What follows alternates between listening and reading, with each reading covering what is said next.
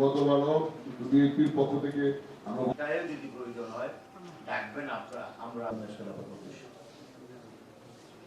Sir আমি এদিন officer মানুষ স্যার অফিসার অফিসার কথা সৈয়দ সাইদুজ্জামান শরীফ সদস্য মহানগরী আবু হাওয়া বন্ধুবাদী পেট্রোল পাম্পে আমরা একটি পৃথিবীতে একটি সমস্যার মাধ্যমে যাচ্ছে, একটি যুদ্ধের মাধ্যমে যাচ্ছে। কাজেই আমাদের যে পেট্রোল পর্যাপ্ত পরিমাণ আমাদের পেট্রোল বাংলাদেশ সরকারের কাছে আছে এবং আমরা পর্যায়ক্রমে এটা দেওয়া হবে।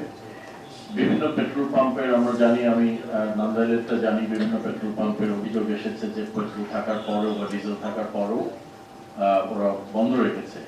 এটা আমাদের যে ইউনো মহোদয় আছেন তিনি অভিযান চালিয়েছেন এবং চালিয়ে দেখা গেছে তাদের কাছে আসলে পর্যাপ্ত পরিমাণ পেট্রোল নাই দেওয়ার মতো।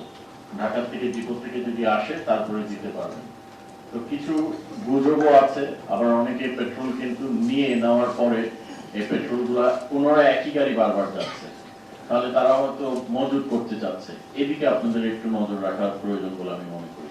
অন্তত আমি ঢাকায় দুই এক জায়গায় এটা দেখার পরে আমি কর্তৃপক্ষের দৃষ্টি আকর্ষণ করেছি এবং অভিযান চালিয়ে তারাও নিজেরাও ফলো করে এই জিনিসটার প্রমাণ পেয়েছেন এবং পদক্ষেপ নিয়েছেন। আপনাদেরকেও আমার মনে হয় এই বিষয়টা একটু যদি নজরদারি আওতায় আনেন